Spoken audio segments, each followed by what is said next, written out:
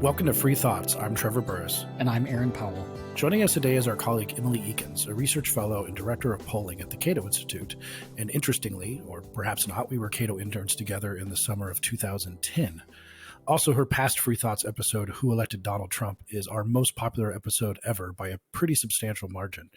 I don't know if you knew that, Emily, but yeah, it's really popular. That's great. So welcome back to the show. Thank you for having me. It's great to be here. So before we get to results from your polling, which we'll talk about a few things today, I'd like to start with a broader question about your approach to polling. What is your approach and what makes it a little different than what a lot of people and organizations do? Well, there's different ways that people go about polling. Some polls come from news organizations like the Wall Street Journal or ABC News or the Washington Post.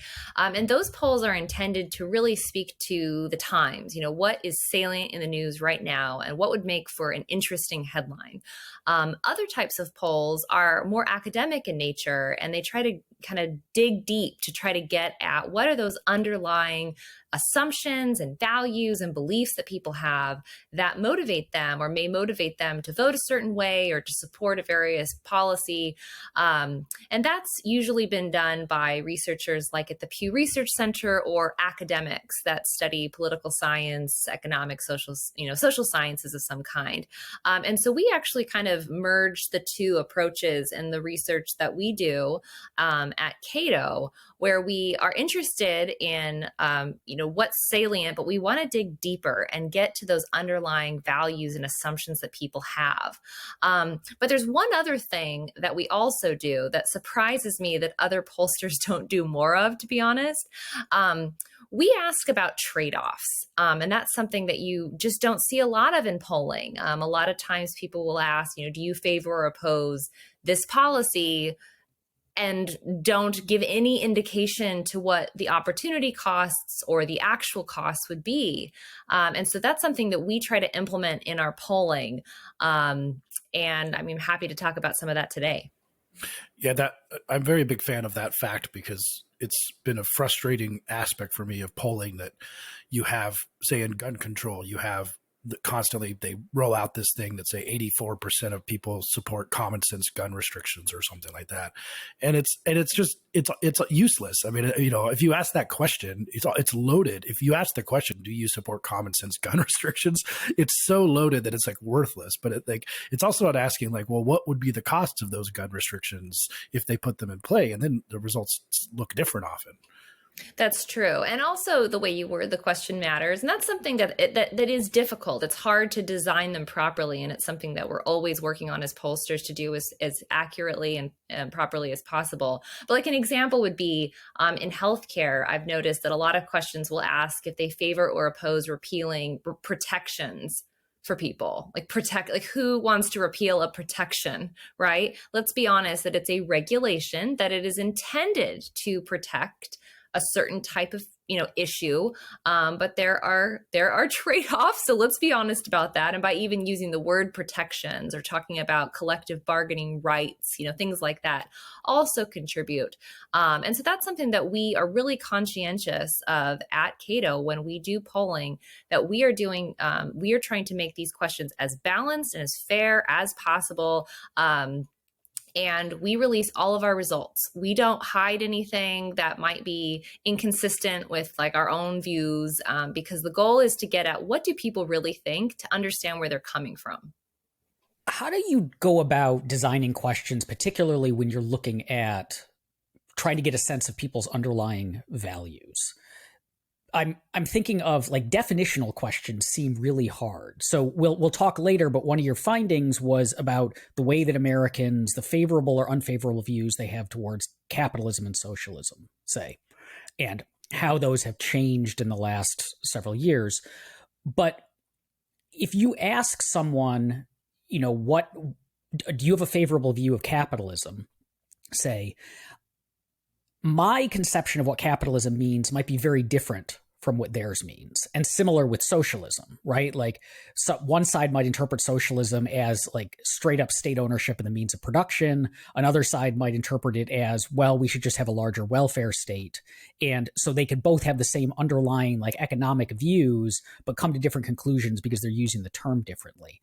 How do you tease out or design questions that can tease out those kinds of differences without ending up having to write term paper length questions that like define every term ahead of time exhaustively. Right. So what a common practice in political science and in psychology is to ask people a series of questions that are totally unrelated to a specific policy or political issue. And then examine how people answer those questions and then see how they correlate with questions they did answer about public policy or politics or who they're going to vote for. So this is a very common practice that you do. And we've done a lot of that in our own research. So to give you an example of how you can do that, we were really interested in looking at to what extent compassion, to help people contributes to support for socialism versus envy. That's kind of the oldest criticism in the book, right? There's that famous Winston Churchill quote that socialism is the gospel of envy. And so what we did on our survey is that we went into psychology and we looked for a battery of questions that psychologists use to measure compassion. And so it has no mention about politics at all. So for instance, you would ask people a series of questions where you would ask them if they agree or disagree with a number of statements. For instance, I suffer from others' sorrows, or I feel sympathy for those who are worse off than myself. And you would agree or disagree with these statements on, say, a scale of like 1 to 5 or 1 to 7. And then what you do is you average all these responses together and you kind of get a sense of like how compassionate a person feels like they are. So we did that on a recent survey that we did, the Cato 2019 Welfare Work and Wealth Survey. And then we also asked another set of questions to get at the competing hypothesis, right? So one hypothesis is that support for socialism and hostility to capitalism is about compassion and the love that people have for others, right? That's kind of like the social welfare state ideal. But then we also measured a different set of questions to get at, to kind of get at the envy side of, the envy hypothesis. So this was, we asked a series of questions that were also developed in psychology by professors that, they're not thinking about politics necessarily. They're thinking about this from kind of a psychological perspective. So to what extent do you agree or disagree with the following statements? For instance, here's one. Very successful people need to be brought down a peg or two, even if they've done nothing wrong. Or do you agree or disagree that people who always do a lot better than others need to learn what it's like to fail? So this is just like, as you can see, we're not taught, there's no mention of a political candidate. There's no mention of like a specific policy like taxes or spending.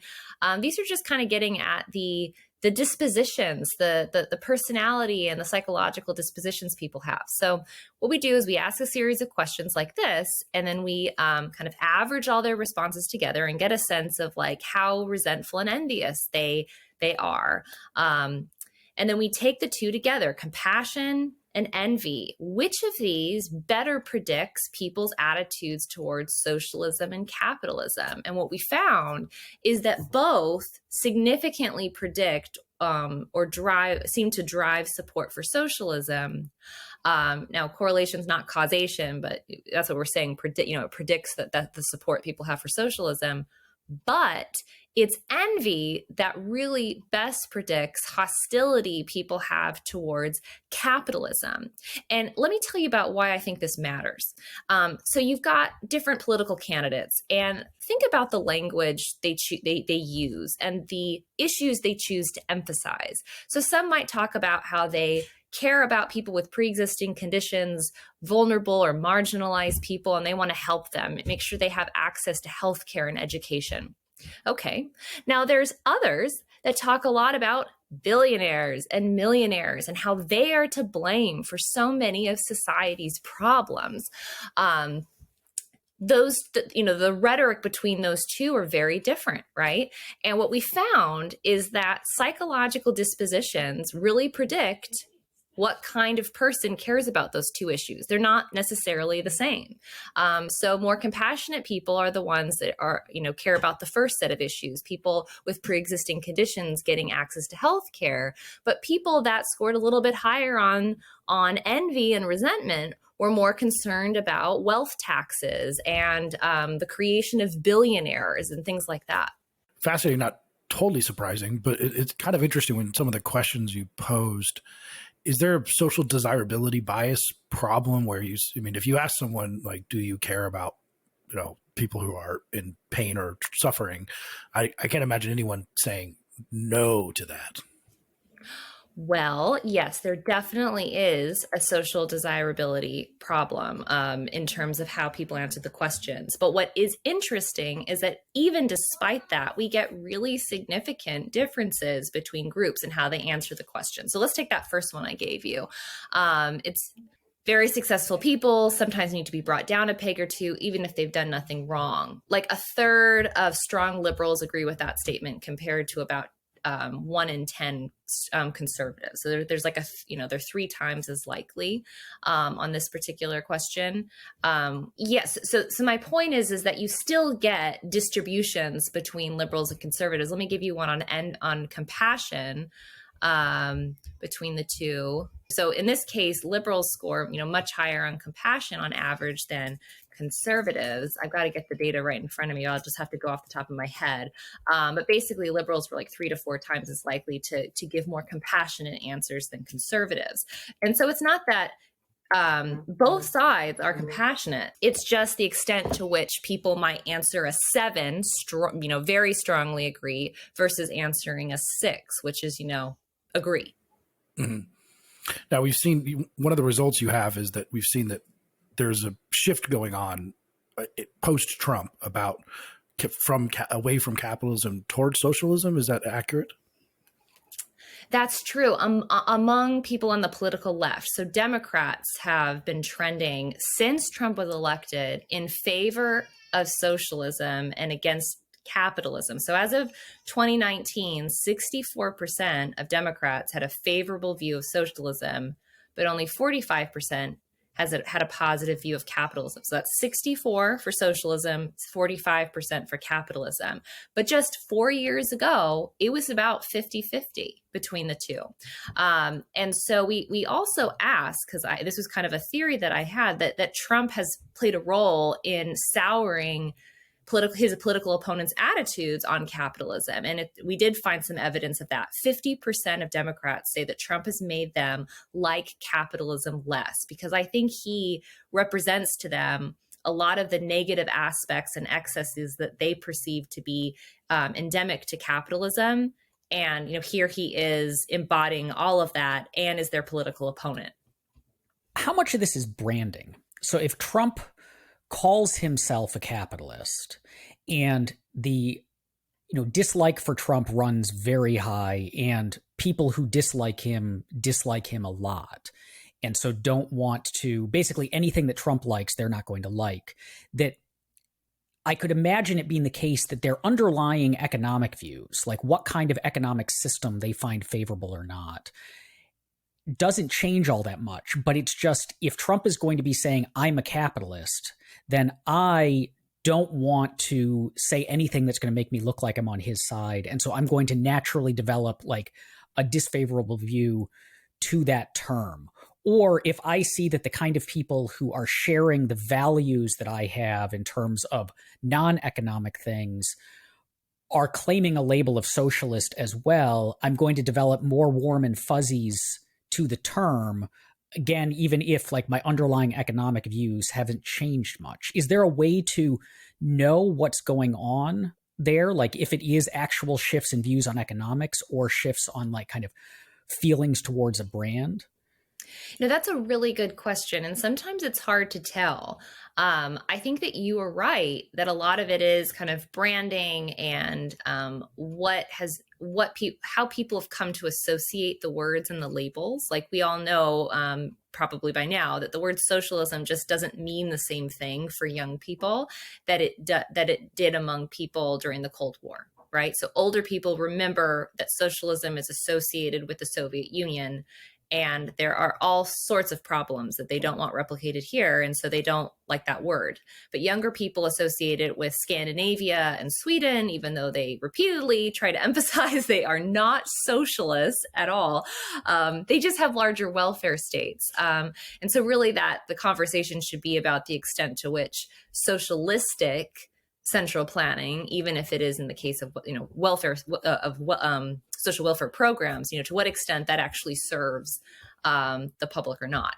But I think that even if underlying values may haven't, or underlying preferences about the economic system have not changed dramatically, I do think that it helps generate support among rank and file primary voters to elect representatives to Congress and their state legislatures that actually might have substantively different views about the economic system, if that makes sense. So even if the underlying kind of views about the economic system haven't changed for the average Democratic primary voter or the average Republican primary voter, they can still elect people who actually would move kind of where the average Democrat that sits in Congress, what they actually think about the economic system.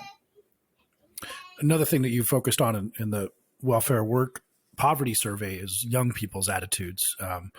And in particular, we see, well, one of the striking ones was, I think the actual number was a third of young people believe violence against rich people may be justified, which is, I guess, maybe not terribly surprising given, I don't know, what's happening currently with a lot of unrest. And they of course, have a more favorable view towards socialism. But you also have an interesting theory about the nature, one other source of this, which is called locus of control theory, for what may be one reason why young people have somewhat divergent attitudes about this. What does the locus of control literature say? Well, sure. So just for a moment, let's just back up if we can, just to talk about the puzzle here. So like the puzzle is, younger Americans hold much more negative attitudes towards the rich than older Americans do. And so to put some numbers on that, to just like put that into perspective. So for instance, a majority of people under 30 agree that we shouldn't let people get too rich in this country because rich people have too much political power and threaten democracy. So that was like a statement that you could agree with or disagree with. A majority of young people agree with that, compared to only a third of people over 65. Similarly, almost half of young people agree that they feel angry when they read or hear about very rich people, compared to only 11% of people over 65. So question after question that we asked about attitudes towards the rich, young people were 20, 25 points, even 30 points more likely than older people to express resentment and anger. So not just like frustration, but anger with rich people. Now, some of this there's a lot of contributors to this, right? People don't like that people that have more money seem to exert more influence in society. That seems unfair to many people, and they want that to stop. Now, we would have a conversation about, well, if you limit the power and scope of the central, of government, there's less for them to hijack in the first place, right? That's a whole another conversation we can have. But what I want to get at is why, the words anger and resentment came out a lot in this survey, and what's going on there. And so there's this really interesting literature on envy and resentment, and psychologists that have tried to get to the bottom of, what drives some people to feel more envy than other people. Okay. So let's talk about envy for a moment. What is envy? It's interesting. In the English language, we really don't have all the words that we need to explain envy. There really are two types. And in other languages, there actually are two different words to describe the two different types of envy. So one you might describe as benign envy. That's when you compare yourself to someone else that is doing better than you in some way. And you say to yourself, oh, wow, they're doing better than me. I want to strive to be better too. Okay. The other kind of envy is called malicious envy. And this is when you observe a peer or someone else, doing better than you in some way. Maybe they got a better grade, or they made more money, or got like a promotion, or, even if you're doing a similar type of job, they seem to do something well at work. The malicious form of envy wants to bring the other person down rather than lift yourself up. Okay. And so it's fascinating that other languages actually have two different words to describe these things. And so what I was really interested in is the role of malicious envy. What's going on there, and why do some people feel more malicious envy than others? Why do some people want to tear each other down?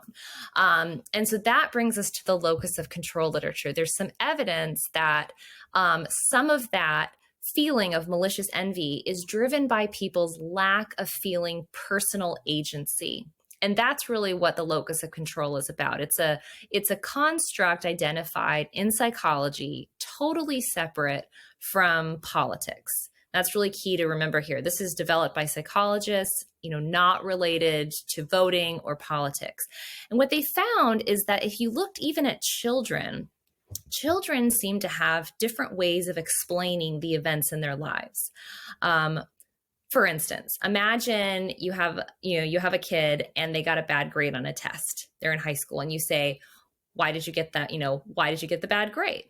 One set of answers they could give would be, "Oh, well, the teacher didn't teach very well. The class was noisy. You didn't provide me a proper study space at home."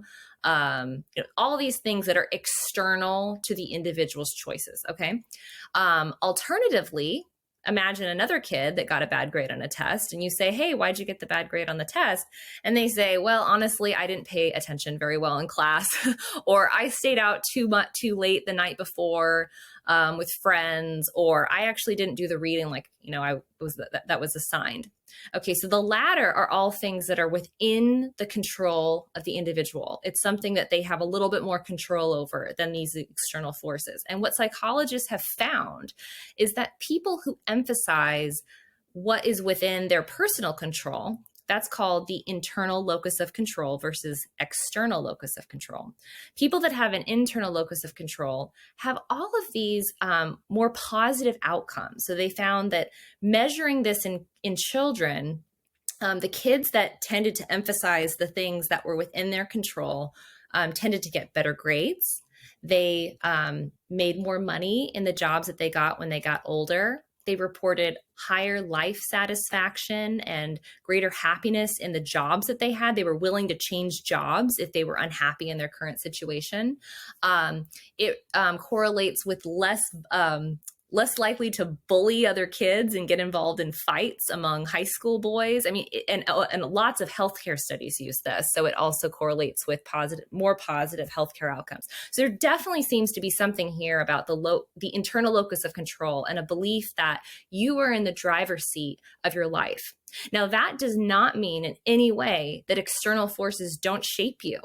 The question is to what extent do you emphasize one or the other? And so what it seems like is that those who are emphasizing, people who feel a lot of malicious envy they tend to have more an external locus of control. They feel like these external forces are shaping their lives. And what we found is that younger people are far more likely to feel an external locus of control than older people. And this is something documented by a social scientist named Jean Twenge, where she's been going over generations of young cohorts since the 70s. So this is not the same people over time. This is who are the young people at any given snapshot in time since the 70s. And she's been finding that more and more young people have an external locus of control than previous generations. And so that seems to be contributing a lot to what we're seeing today, these negative attitudes towards wealth. And I think explains a lot of other political phenomenon that we're witnessing as well.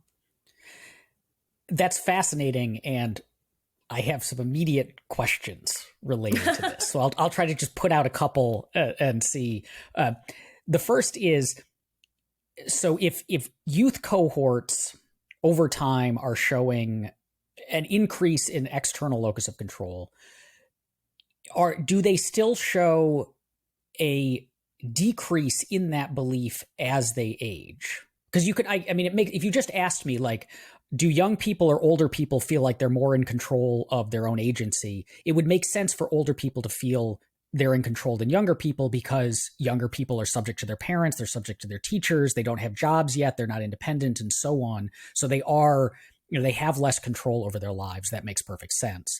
But if, and I could also imagine if it's increasing over time, that could be potentially driven by kind of the growing length of adolescence in American culture, that young people are dependent upon their parents and so on for a longer period of time. And so a young person looks like a young person instead of an old person in terms of like how their life is going to a later age than they used to, just because of cultural shifts.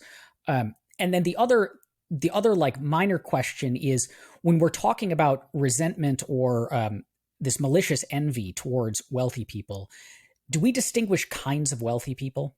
Because it seems like young people, Dwayne Johnson makes a ton of money and Taylor Swift makes a ton of money, but I don't tend to see younger people like maliciously resentful of their money. They're resentful of like certain kinds of businesses or certain kinds of people who they might view as like have, this is ill-gotten gains or corrupt or so on. So do we have more granular data on that? Yeah, these are great questions. My immediate, just let me think about the last question you asked. We actually did a survey where we asked people how much money they thought corporate CEOs should make, and then also NBA basketball players and NFL football players. And we actually found that very strong majorities people thought that NBA and NFL football players made way too much money as well. So it wasn't just CEOs, but you're absolutely right that when it comes to kind of who's the poster child for the greedy vulture capitalist, it's not like Taylor Swift that people put up there, right? They're thinking about kind of a faceless CEO for some faceless corporation that goes kind of unidentified, right? So yeah, there's definitely something to that, where they can see the value that Taylor Swift produces for them, whereas they don't know exactly how the CEO of a major company provides value to them. And they also don't realize how that CEO is hard to replace, that their jobs are actually hard. I think a lot of people recognize that Taylor Swift has a very unique talent to write and sing music, and that most of us realize we could not do that. But maybe it's not clear that people realize that the CEO of Black & Decker actually has a pretty hard job, and not just anyone could do it well. And that's why CEOs get pushed out all the time. To your first question about cohort effects versus life phase effects, I think you're absolutely right that, like younger people are subject to parents and teachers. They don't have jobs yet. They don't have control over much of their lives. And that if you increase the number of years in which kids are living at home, or increasing that phase of adolescence, that would increase the percentage of people who have that more external locus of control. I think that absolutely could be playing a role. I honestly, there hasn't been a lot of research that has tried to explain the why it's increasing. I think that Jonathan Haidt and Greg Lukianoff, in their book, The Coddling of the American Mind, does kind of touch on this, in that they document a kind of a change or a shift in parenting styles to more hovering, where kids are taught that they need a third party authority to mediate conflict between young people. And so they advocate for more like, freer range parenting, let your kids kind of work out their conflicts amongst themselves without having the teacher come in and solve it for them. So there might be something to that. But I actually think about my own experience. I actually had kind of a flashback to when I was graduating from college. And I'm a little embarrassed to say how I felt. I remember sitting there in the auditorium during graduation, and each of the speakers that were not students was always like, Princeton alumnus is going to speak about this person went to Yale, this person went to Harvard, and then they started this company, and they were all these just like famous people that had gone to Ivy League schools, and they were all there to like give us advice for the future. And I remember being a little bit annoyed and resentful at the time. And I'm embarrassed to say this actually. But I think the reason why is I felt like I had no control over that. I felt like, I felt like I was implicitly being asked to be successful like them. And I thought, well, how am I supposed to do that? And so I think to your point, Aaron, that's what a lot of young people feel. But I think what a lot of people discover is that once they get out there and start making a lot of their own choices, that they find a little bit greater sense of agency. And I think that as people get older, they do feel that internal locus of control does seem to increase.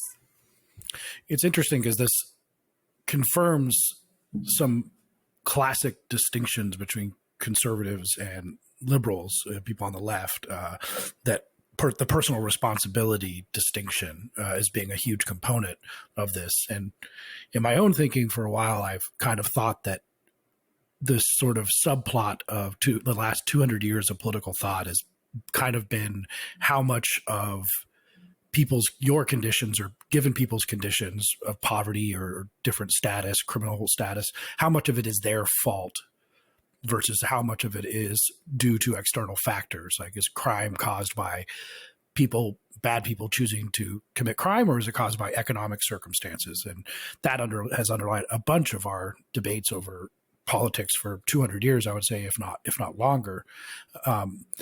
You also talk about, interesting, like the meaning in your life.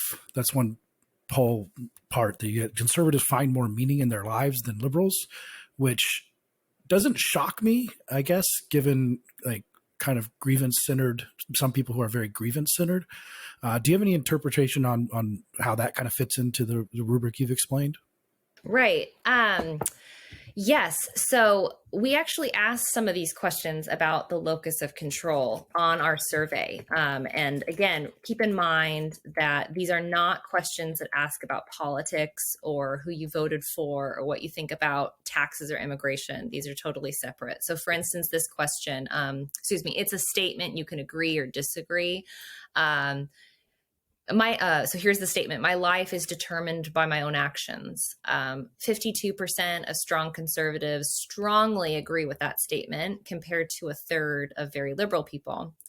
And almost actually each of the questions that we asked, conservatives are more likely to take the internal locus of control position versus liberals. And that seems to correlate really strongly with finding meaning and purpose in people's lives.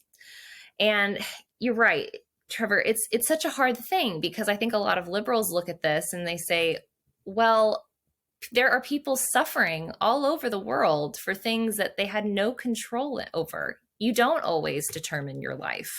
There are all sorts of external forces that shape the decisions in which you make your own choices. And so I feel like both sides are right in their own way, right? External forces obviously, absolutely shape all of us, and they can kind of put us on a path in one direction or another. But I think a lot of people also believe that free will and agency also matter. And some might be interested in engaging in the exercise of, well, which one matters more? For public policy, like, do we need to know which one matters more in each given situation? Well, I don't know. But I do think that there is an argument to be made for emphasizing why, kind of regardless of what the facts are, that if we as individuals choose to focus on trying to have an internal locus of control and focus on personal agency ourselves, we might be happier as individuals. So that's kind of separate from the public policy conversation about how we want to reform structures so that people can thrive better, right? And so in the survey, we asked people about if they felt like they had purpose and meaning in their life. And then what we did is we looked through, okay, who are the people who agreed with this, strongly agree that their life has purpose and meaning?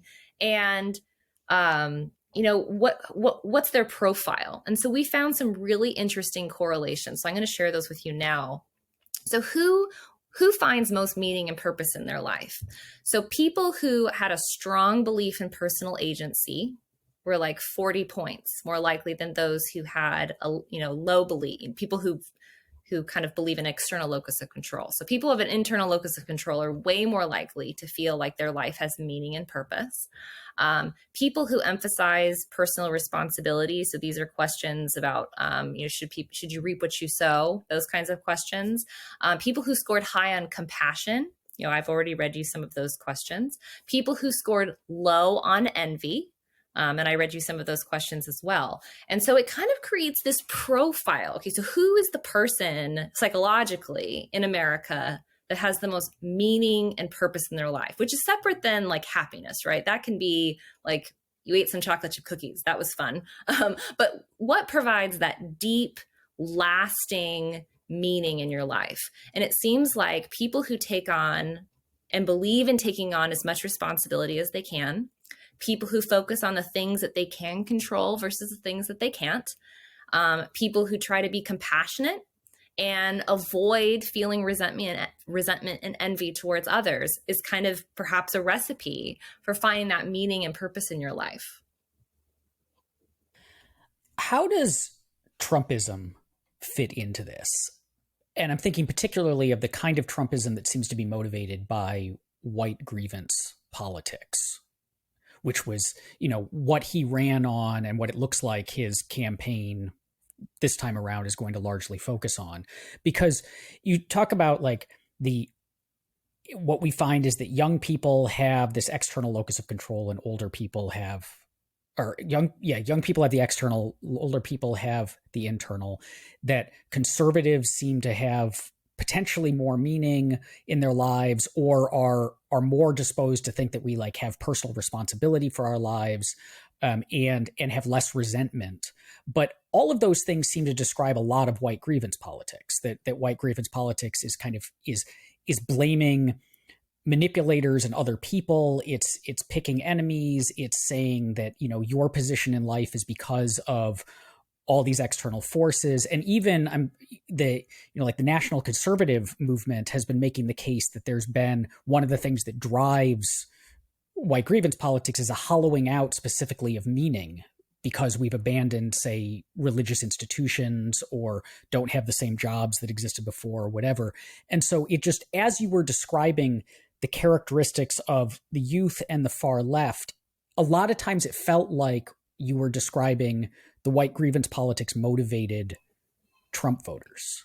Yeah, you're absolutely right. And I think if you listen closely to a lot of the rhetoric that Donald Trump uses, especially at the beginning, especially back in like 2015 when he first launched his campaign and was kind of setting the groundwork for like, what is he all about? And what do people who wanted to vote for him, what drew them to him?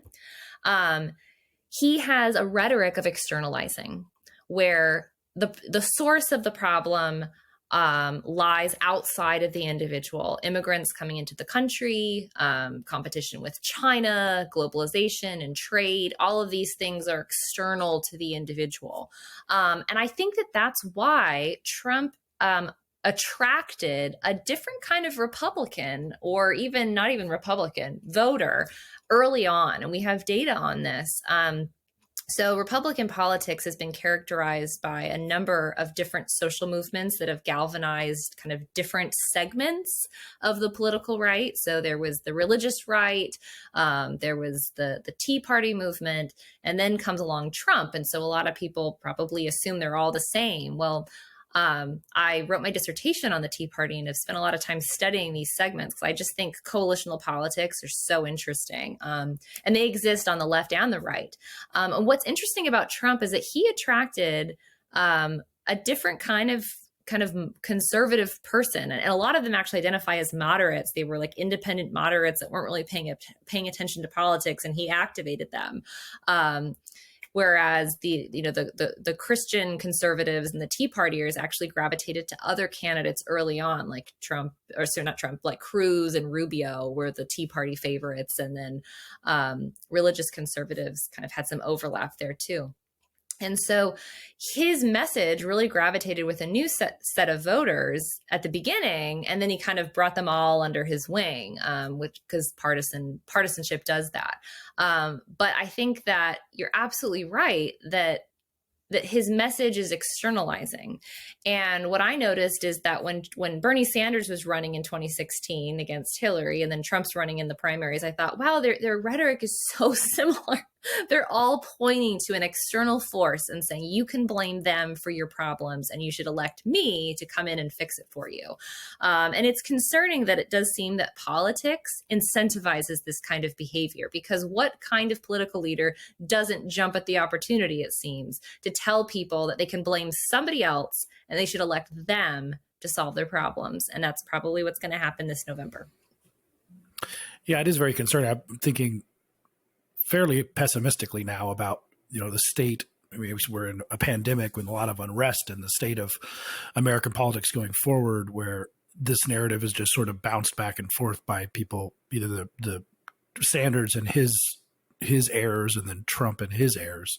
And it is somewhat interesting for millennials to kind of go back to or zillennials and younger people, to go back to your point about, I don't even know what they're called anymore, but about younger people, that you do have a situation like what the libertarians would say about this in many of these situations, is that due to government involvement, three really important things, education, healthcare, and housing, have become extremely inaccessible compared to what it was for our parents. And then you get the lack of locus of control feeling about those things, and then pushing for externalizing. And it kind of doesn't look rosy to me. I don't know if it looks rosy to you going forward, if there's like something in the data that you say, oh, there's going to be, some real libertarian or individual responsibility coming up here, when there are a lot of genuine grievances that I think millennials have, right? Right. I completely agree. And so that's what I was saying. I was trying to emphasize, and I hope that I communicated it the way I intended, is that absolutely there are external forces that you don't have any control over that affect your life, and that certain forces disproportionately affect some people more than others. And that's not fair. And from a public policy standpoint, we want to redress that, right? We want to improve access to high quality education for all students, for all kids. We want to improve access to good quality housing, expand access to healthcare, all those things. And that's from a public policy perspective we want to do. There seems to be evidence that there is racial bias in the criminal justice system. And it is absolutely valid to acknowledge that, and saying that racial bias in policing and criminal justice is wrong, and we must stop that. And so I think that sometimes people misunderstand this discussion by saying that if we want to emphasize the internal locus of control for individual, like personal meaning and happiness, that means we should just ignore the injustices all around us. And that's false. We don't want to do that. But I do think that there's a fine line between, to what extent do we individually emphasize one over the other in our own personal life, versus what do we seek to improve kind of as a society going forward?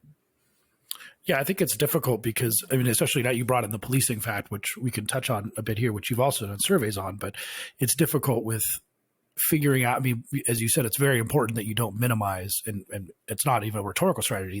These impediments to African Americans are not minimal in any way, but it's hard to kind of figure out how you talk about this without sounding like you're blaming everyone for not getting ahead because they didn't have enough personal responsibility. Right. That absolutely has to be part of the conversation. And I feel like some people have talked about disentangling fault from responsibility. And I think that there might be something useful here, right? Because I think we spend a lot of time saying, well, whose fault is it that this problem exists? Okay, so there's some value in trying to figure that out, right? Because we obviously think if we could figure out whose fault it is, we could stop the problem.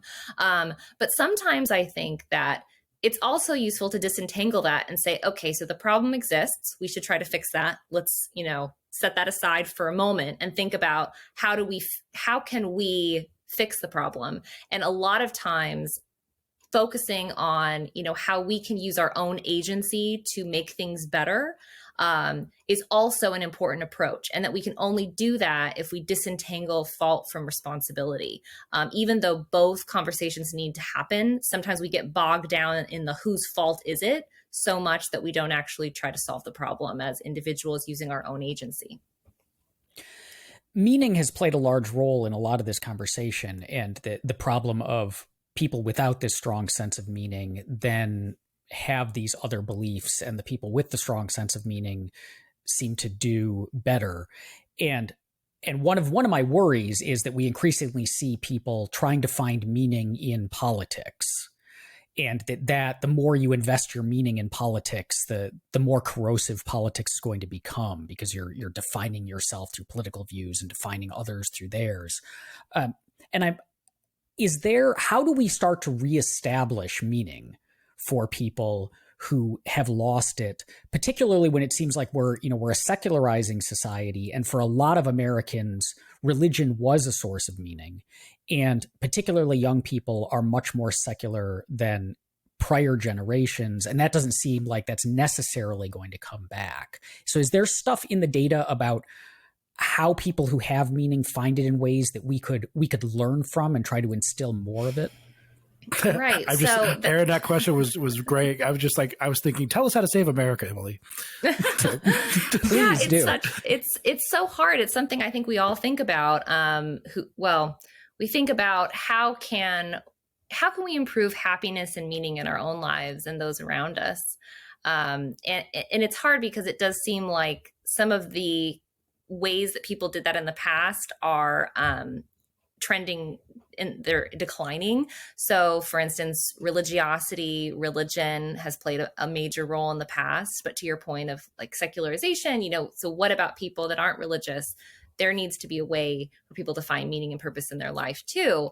And it seems like from the data that we had, it seems like trying to take on as much responsibility as you can may offer kind of the secret ingredient to unlocking that for people. And I think it's really important to distinguish between happiness and meaning, because those are not always the same thing. I mean, especially if a person has clinical depression where they actually have a hormonal imbalance, where it's hard for them to feel happiness, that's something that an individual can't really control. But meaning is separate. And meaning, I think, can be found by trying to take on as much responsibility as we can and trying to use our agency as much as we can. And so an example of this, I thought, like with what's happening right now with the protests over racial bias and policing, I noticed a lot of conservatives saying, well, it's not the police's fault. It's not, they're kind of pointing fingers at everybody else in some cases. And then I just kind of noticed a lot of people's finger pointing at other people and not focusing on themselves. Now, some did, obviously. But I kind of thought like the secret ingredient should be whenever you're seeking to solve a problem, let's start with the assumption of, here's what I can do to make the problem better, rather than if you're ever starting the sentence with, well, I would try to help, but nothing that I do matters until someone else changes. It's just not going to be effective. So however we can within our own domain, use our own personal agency to try to make things better, I think is the best first step. And anyone that is suggesting otherwise, I would be cautious about their approach.